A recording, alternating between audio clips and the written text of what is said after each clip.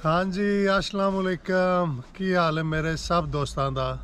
उम्मीद करना जनाब तुसी बिल्कुल ठीक होवोगे और असी भी अल्लाह के फजलो करम नाल बिल्कुल ठीक ठाक हाँ।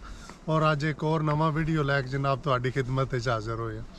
और अज का वीडियो जनाब कोई इस तरह है, काफ़ी सारे कॉमेंट्स आते हैं, मैसेज आते हैं पाकिस्तान तो कैसी किस तरह पाकिस्तान तो बाहर आवीए स्वीडन वास्ते खासकर। और मैं जनाब इसे वास्ते अज का वीडियो लैके हाज़र होया कि किस तरह तुसी आ सकते हो, केड़ा तरीका है जिस दे नाल तुसी बाहर आ सकते हो। और अज का वीडियो जनाब होगा उर्दू क्योंकि साढ़े भाईजान उर्दू स्पीक ने लिहाजा चलो और भी काफ़ी लोगों को समझ आ जाएगी जिन्हों के अक्सर होंगे है कि पंजाबी च मेरे वीडियो होंगे ने। तो सब तो पहला जनाब इन्हों नाल करने तारफ। जी अस्सलाम वालेकुम। अर्शद भाई, आप कैसे हैं? जी अल्लाह का शुक्र है। सबसे पहले तो भाईजान आप अपना तारफ़ कराए ना। पर सबसे पहले तो सर आपका बहुत बहुत शुक्रिया कि आपने अपने चैनल में बुलाया है मुझे, तो ये सब बड़ी आपकी नवाजिश है। और मैं क्योंकि अभी रिसेंटली यहाँ पे आया हूँ स्वीडन में, स्टॉकहोम में, जी तो सब अभी आपसे मुलाकात हुई है। मेरा नाम है मोहम्मद फ़ारूक ख़ान नाम है और मैं कराची से मेरा ताल्लुक़ है, कराची पाकिस्तान से जो है यहाँ पे। और मैं स्टूडेंट वीज़ा के बिहाफ पे जो है यहाँ पे आया हूँ। मतलब ऐसा मैं नहीं हूँ, मैं एज अ डिपेंडेंट हूँ।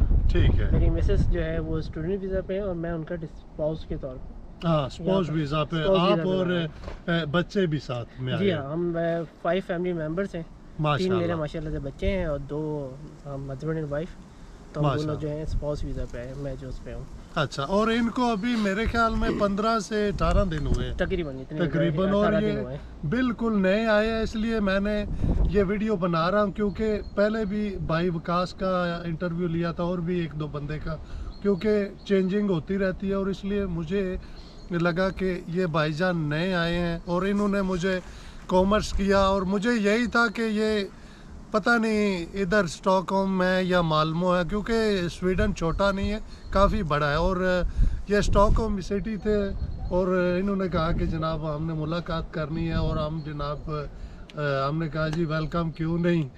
और बड़ी खुशी हुई इनसे मिलके। तो भाई फ़ारूक, सबसे पहले तो हमें ये बताएं कि पाकिस्तान से कैसे बंदा आ सकता है, कौन सा इजी वे है लीगल तरीके से? देखिए, लीगल तरीके से मैं काफ़ी टाइम से इस पे बाहर निकलने की कोशिशों में लगा हुआ था। मैंने कनाडा भी अप्लाई किया, ऑस्ट्रेलिया भी अप्लाई किया, इनफैक्ट यूएसए भी मैंने अप्लाई किया। अच्छा। लेकिन समहाउ केसेस मेरा कुछ एलिजिबिलिटी या कुछ बैड लग रही वहाँ पे नहीं हुआ। लेकिन जब मैंने स्टूडेंट के बारे में मुझे पता चला तो मैंने वहाँ पे जब अप्लाई किया तो मुझे काफ़ी सारी चीज़ें आसान भी लगी और प्रोसेस बहुत सबसे ईजी है।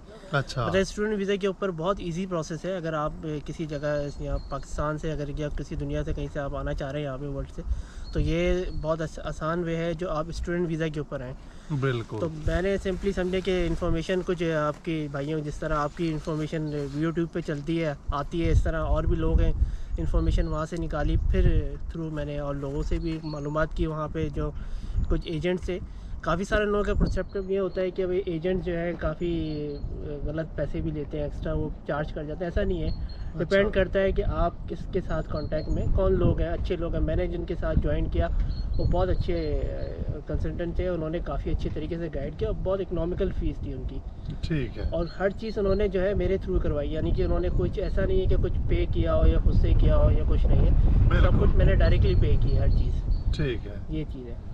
तो मिसाल के तौर पर एक नया बंदा स्टूडेंट, क्योंकि स्टूडेंट ही आ सकता है, अगर विज़िट पे कोई आता है तो उसके लिए तो बहुत मुश्किल है, क्योंकि विज़िट का 3 महीने का वीज़ा मिलता है, तो फिर वो खाली मेरे ख्याल में सैर सपाटा कर सकता है। जी जी बिल्कुल, उसके तो किसी चीज़ की एलिजिबल ही नहीं है। स्टूडेंट पे ये बेनिफिट है सबसे ज़बरदस्त यहाँ पे स्टूडेंट के अंदर कि मैं एज अ स्पाउस वीज़ा पे हूँ, मेरी मिसेस जो है वो एज अ स्टूडेंट यहाँ पे आई हैं।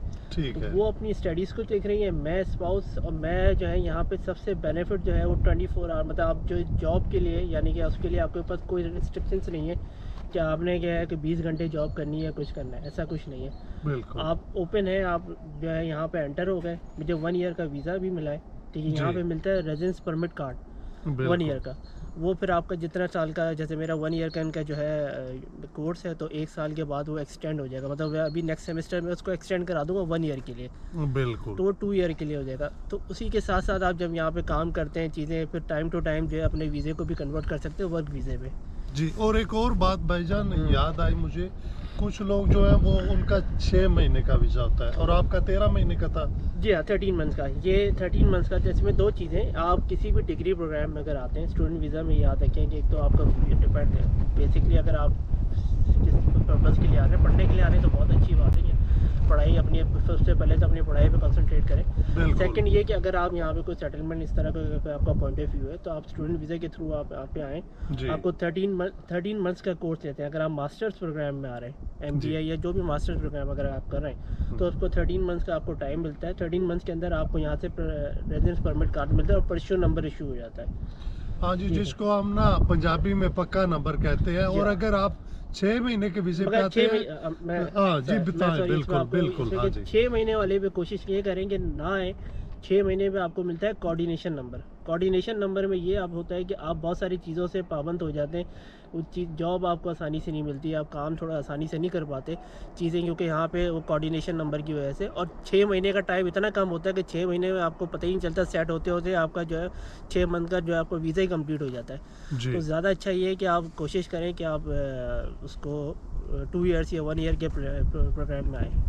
और उससे ये होता है कि आपको ID कार्ड मिलता है। जैसे ये भाईजान आए हैं ना, मुझे इन्होंने सारी तफसील बताई है और इनको अभी तो हफ्ते 10 दिन तक ID कार्ड मिल जाएगा। जैसे शनाख्ती कार्ड पाकिस्तान में हमारे पास होता है, और जो कोऑर्डिनेशन है 6 महीने के बाद वो आपको मुसीबत बन जाएगी, क्योंकि जॉब पे किसी ने आपको रखना ही नहीं। उन्होंने कहना है कि आपका तो 6 महीने के बाद वो जो है इसको रीन्यू कराना है, उसके लिए आपको कॉन्ट्रैक्ट चाहिए, काफ़ी सारी मुश्किलों का सामना करना पड़ेगा। और भाईजान जब आपने वहाँ से स्टार्ट किया, मुझे थोड़ी सी तफसील चाहिए, जो हमारे बहन भाई हैं नए पाकिस्तान में, क्योंकि काफ़ी सारे लोगों को नहीं पता होता। मिसाल के तौर पे एक नया बंदा कैसे वो ये सारा कुछ, कौन से डॉक्यूमेंट्स लगाने हैं, क्या तरीका कार है, थोड़ा सा। अच्छा, प्रोसेस जो उसका आसान है, मतलब आप खुद से भी करना चाहें। मैंने साफ सी बात है कंसल्टेंट के थ्रू किया है जी। एडिफाई ग्रुप एंड कंपनी है, उनके नाम काफ़ी अच्छे प्रोफेशनल लोग हैं। अगर आप उनके साथ भी कांटेक्ट करें तो ज़्यादा आपके लिए भी अच्छा है। बाकी ये कि बहुत आसान है। university.admission.sc पे आप जिसको अंदर जाके आप उसमें अपना पोर्टल बनाते हैं, ठीक है। इसमें एयर में साल में यानी कि 2 दफ़ा इनकी जो है एडमिशन्स ओपन होते हैं। एक जो स्प्रिंग होता है, एक ऑटम होता है। तो अभी जो है इनका स्प्रिंग अब ओपन होगा, ऑटम इनका अब ख़त्म हो गया। जो स्प्रिंग ओपन होगा तो 15 जुलाई से जो है इनकी पोर्टल जो है ओपन हो जाएंगे, जिसके ऊपर आप अप्लाई कर सकते हैं 15 जुलाई से। उस पोर्टल को आपने जो है थ्रू ईमेल के आप वहाँ पे जाके, उनकी फ़ीस होती है 900 SC के आपने पे करने, फिर वो फ़ीस पे करके आपका पोर्टल बन जाता है। फिर अकॉर्डिंगली आपने क्या प्रीवियस आपकी स्टडीज़ क्या है, यानी कि आपने बैचलर्स क्या किया हुआ है, या आप बैचलर्स के लिए आ रहे हैं तो उससे पहले आपने प्रीवियस क्या किया हुआ है, तो वो आपके अकॉर्डिंगली आपकी स्टडीज़ को चेक करते हुए वो आपको ऑफ़र करते हैं। एक आपकी भी चॉइस होती है, लेकिन ये कि आपको कंसर्न जहाँ की अथॉरिटी है वो आपको ऑफ़र करती है कि आपको ये यूनिवर्सिटी में इसमें आपको ये कोर्स मिलेगा। ये स्टेप बाय स्टेप इस तरह प्रोसेस होता है। जब वो आपको एलिजिबल कर देते हैं कि भाई लेट्स सपोज आपका MBA के अंदर आप ये कोर्स कर सकते हैं, मार्केटिंग के अंदर आपके जो प्रीवियस के हिसाब से, तो वो फिर आपको उसमें फिर आपने कोर्स में एडमिशन आपका हो जाता है। यानी कि उन्होंने आप पोर्टल के अंदर आपको एग्री कर दिया कि भाई आप इसमें आ गए। देन फिर आप उसको प्रोसेस में आते हैं कि वीज़े की फ़ीस और सब चीज़ें, और फिर इनकी प्री फ़ीस होती है, यानी कि सेमेस्टर की फ़ीस आपने, ट्यूशन फ़ीस जो है फर्स्ट सेमेस्टर आपने वीज़े से पहले पे करनी होती है। तो वो थोड़ा सा ये हार्ड टाइम होता है कि लोग ये सोचते हैं, डरते हैं कि हम पहले पे कर देंगे तो हम खुदा न खास्ता ये हमारे पैसे फंस नहीं जाएंगे। ऐसा कुछ नहीं है, वो आपको रिफ़ंड भी हो जाते हैं। कुछ एक सर्टेन सी अमाउंट होती है जो जिसमें डिडक्शन होती है, उसके बाद आपको रिफ़ंड हो जाता है। अदरवाइज़ बाकी कोई ऐसा वो नहीं है वैसे। और इनका वीज़ा रेशियो इतना अच्छा है कि आपको ये समझे कि 90% आपका वीज़ा जो है आपने अल्हम्दुलिल्लाह जो है लगना होता है। वो तो मैंने आगे भी एक इंटरव्यू किया था, वो कह रहे थे भाईजान के इन्होंने वीज़े ये लेके बैठे हुए हाथों में, जी। आप अप्लाई करें, आपके डॉक्यूमेंट्स, आपका सब कुछ। अच्छा, हाँ, इसमें अब डॉक्यूमेंट्स की जहाँ तक बात करते हैं कि डॉक्यूमेंट्स जो है आपके वो इस तरीके से हैं कि जो फर्स्ट सबसे पहले इंपॉर्टेंट ये है कि आपने डॉक्यूमेंट्स जो है जो आपके इंटर, मैट्रिक, इंटर, और अगर आपने ग्रेजुएशन किया हुआ है तो मैट्रिक और इंटर का जो है ना IBCC से ये है वेरीफाई होता है, अटैच होता है। ये आपने सबसे पहले अपने डॉक्यूमेंट्स को अटैच कराने। उसके बाद HSC से जो है आपने डॉक्यूमेंट्स अपने अटैच कराने। बैचलर्स के या मास्टर्स आपने ऑलरेडी किया हो या डबल मास्टर्स के लिए आ रहे हैं, जो उसके लिए भी आ रहे हैं, तो ये जो है ना ये सबसे इम्पॉर्टेंट। इसके बगैर आपके टेस्टेशन अगर डॉक्यूमेंट्स की नहीं होगी तो आपका पोर्टल एक्सेप्ट ही नहीं करेगा। एक चीज़ तो ये। और फिर उसके बाद आपकी सब चीज़ें उस पोर्टल में अपडेट करते हैं, सबमिट कराते हैं, ठीक है। अच्छा इस तरह। और फिर बाकी आपको अगर आपकी कोई प्रीवियस जॉब है, फिर वो डिपेंड करता है, वो चीज़ें आपने देनी है कि अगर आप कोई जॉब कर रहे हैं तो आप उसको भी आप उसमें अटैच कर दें चीज़ों को। अच्छा। और ये कॉमर्स था भाईजान, A.M है आईडी, मुझे नहीं पता कौन है, उन्होंने मुझे कल ही किया है और उन्होंने लिखा हुआ था कि सर प्लीज़ रिप्लाई BSc के बाद अलाइट्स रिक्वायर्ड है क्या? जैसे आइल्स, बिल्कुल। हाँ, आइल्स जो है, अगर आप 6 मंथ में आ रहे हैं तो आपको 5.5 की आपको रिक्वायरमेंट है कि आइल्स अच्छा। आपने पे करना है, भाई आपने करना है लाजमी, ठीक है। और अगर आप जो है 1 ईयर या 2 ईयर्स के प्रोग्राम में आ रहे हैं तो 6.5 ये इनका पोर्टल की रिक्वायरमेंट है। ठीक अच्छा, है। सम केसेस में ऐसा है कि वेट एक इनका इदारा है जो वर्ल्ड वाइड होता है। अच्छा। तो वेट अगर आपकी यूनिवर्सिटी या आपका जो प्रीवियस जो आपकी एजुकेशन है वो उसके अंदर आ रही है कि उसमें इंग्लिश में आ रहे हैं, आपके मीडियम इंग्लिश है, ठीक है। तो सम केसेस में जो है वो एग्जाम्प्ट हो जाता है, सही लेकिन वो है। आपको फिर चेक करना पड़ेगा, केस टू केस बेसिस के ऊपर है वो। लेकिन बिल्कुल। आपने 6.5 आपको आइल्स पे जो है बैंड्स लेके आने हैं लाजमी, अगर आप ग्रेजुएशन के लिए और 1 ईयर के या 2 ईयर के प्रोग्राम में आ रहे हैं। अच्छा। और कितनी तालीम होनी चाहिए बंदे की कि अप्लाई कर सकता है BA अंदाज़ा? क्योंकि मैं तो एक मैट्रिक पास हूँ और मेरी इतनी तालीम नहीं है, क्योंकि ये मैं उन बहन भाइयों के लिए कर रहा हूँ कि चलो किसी का भला हो जाएगा, कोई आ जाएगा तो हमें खुशी होगी। तो कितनी तालीम इसके लिए ज़रूरी है अंदाज़ा? सबसे बड़ी बात तो ये कि आपकी काविश यही रही है कि आप जो मैं आपकी वीडियो फॉलो करते आ रहा हूँ, तो आप लोगों की जो है ना इसमें इसके थ्रू आप हेल्प भी कर रहे हैं, तो बहुत अच्छा काम है तो आप कर रहे हैं। बड़ी मेहरबानी। तो ये मैं खुद पाकिस्तान से आपका जो है सब चीज़ें फॉलो करते हुए आ रहा हूँ। दूसरी बात ये कि आपके सवाल का जवाब ये है कि जो अब देखिए मास्टर्स अगर आप करने आ रहे हैं, डेफिनेटली मास्टर्स करने आ रहे हैं तो आपके पीछे ग्रेजुएशन होनी चाहिए। अच्छा। ग्रेजुएशन करने आ रहे हैं तो आपको इंटरमीडिएट होना चाहिए, ठीक है। तो स्टेप बाय स्टेप है। मगर आप मैट्रिक पास हैं तो वो फिर यहाँ पे उसके लिए नहीं है, उसका स्टेप नहीं हो सकता। बिल्कुल। आपने एटलीस्ट जो है ना आपके इंटरमीडिएट हो, इंटरमीडिएट के बाद अगर आप जो है बैचलर्स के लिए कर रहे हैं तो उसका जी। भी उनका सर्टेन क्राइटेरिया है। उस क्राइटेरिया को अगर SC.com यूनिवर्सिटी admission.sc पे अगर आप जाएंगे तो काफ़ी सारी डिटेल्स आपको वहीं पे मिल जाएंगी। थोड़ा उसका आप थॉरोली अगर पढ़ें, थोड़ा सा रीड करेंगे चीज़ों को ना, तो आपके काफ़ी सवालात वहीं पे आपके क्लियर हो जाएंगे। मैं ये सब जो कह रहे हैं मैं डिस्क्रिप्शन में ना लिंक दे दूंगा। जी जी बिल्कुल। हाँ, वो आप देख सकते हैं। तो भाईजान वीज़ा प्रोसेस टाइम कितना लगा आपका? देखिए मैंने तकरीबन जो प्रोसेस का इनका टाइम है ऑलमोस्ट 4 महीने लगते हैं, इनके 4 मंथ्स का टाइम है। अच्छा। अच्छा, उसमें ये होता है कि जैसे आपका पोर्टल होता है, पोर्टल के आपके फिर रिज़ल्ट आता है, रिज़ल्ट आने के बाद भी फिर आपको डॉक्यूमेंट्स और फीस सबमिट कराने का टाइम होता है, तो ये सब टाइम उसी 4 मंथ्स के अंदर होता है। बिल्कुल। फिर आपने जब वीज़े की फ़ीस पे कर देते हैं तो उसके बाद आपको डिसीजन आने में थोड़ा सा टाइम लेते हैं ठीक है। एटलीस्ट, क्योंकि अब वो आपका इंटरव्यू होता है, इंटरव्यू बेस होता है आपका। अगर आप स्पाउस हैं, जैसे मैं स्पाउस वीज़े पे आया हूँ तो पूरी फैमिली का मेरा इंटरव्यू है, पकड़ लकीली आप एम्बेसी गए स्वीडन की? हाँ, स्वीडन एम्बेसी इस्लामाबाद, क्योंकि कोविड की वजह से मैं कराची में होता हूँ, तो कोविड की वजह से इन्होंने सिर्फ कैपिटल सिटी का जो था इस्लामाबाद का जो है एम्बेसी खाली ओपन रखी हुई थी। ठीक है। तो उसमें लकीली मेरा तो फिलहाल इंटरव्यू नहीं हुआ, अच्छा। बट ये कि इनका बड़ा डिटेल इंटरव्यू होता है और 1-1 घंटे का, स्पाउस का अलग होता है, हस्बैंड का अलग और वाइफ का अलग, इस तरीके से इंटरव्यू करते हैं लोग। बिल्कुल। तो मसलन उसमें 4 महीने लगते हैं अंदाज़न? अंदाज़न 4 महीने लगते हैं प्रोसेस के अंदर, पूरी चीज़ें कंप्लीट आप one to start to finish जो आपका जो है ना पूरा प्रोसेस इतना लगता है। 4 मंथ्स का आपका होता है। तो तकरीबन मैं इनको- जुलाई में मैंने स्टार्ट किया है, तो मैं दिसंबर में जाके मेरा दिसंबर 18 दिसंबर को जाके मुझे वो कार्ड मिला। गवर्नमेंट कार्ड मिला है। ठीक है। और देख लें जी, ये भाईजान पाकिस्तान से आए हैं, 4 महीने में इनको कार्ड, और मुझे यूरोप से 15 साल बाद स्वीडन वाला कार्ड मिला था, और ये बड़ी खुशी होती है। और ये हम सिर्फ आप लोगों के लिए वीडियो बना रहे हैं, क्योंकि अक्सर मैंने देखा है कि पाकिस्तान में पढ़ लिख के अक्सर हमारे दोस्त बहनें कहते हैं कि जी जॉब नहीं, और जॉब भी हमारे पाकिस्तान में, अब मैं क्या कहूँ, जिसकी तो कहीं सलाम दुआ अच्छी है उसको तो कोई अच्छी पोस्ट में मिल जाएगी, और जिसकी नहीं सलाम दुआ कोई गरीब है तो उसको बस धक्के ही खाने होते हैं। और ये सबसे बेस्ट ऑप्शन है, आप अपनी ज़िंदगी चेंज कर सकते हैं। यहाँ स्टार्टिंग में थोड़ी मुश्किल होती है, और अभी भाई फ़र्क आए हैं, इनको स्टार्टिंग में थोड़ी सी मुश्किल होगी, और ये नहीं कि ये आते ही सेट हो जाएंगे 2-3 महीने तक। इंशाल्लाह ये भी, इनको घर भी माशाल्लाह अच्छा मिला है, और इंशाल्लाह इनके पेपर वर्क का और सब कुछ आस्ता आस्ता सारा कुछ जो है वो कंप्लीट हो जाएगा। क्या ख्याल है जी? बिल्कुल सही कह रहे हैं कि अब मैं जो यहाँ पे आके लोगों से मुलाकात हुई चीज़ें, उन्होंने ये कहा कि थोड़ा टफ़ टाइम होता है इनिशियली 4-5 महीने थोड़ा सा आप गुजार लेते हैं, वंस आपकी जॉब चीज़ें वगैरह सब सेटल हो जाती हैं। बिल्कुल। और जो पढ़ने आए लेकिन उसको ये है कि एडवाइस ये है कि जो पढ़ाई अपनी करने आए वो एटलीस्ट अपनी एजुकेशन को जो है ना वो चलाए।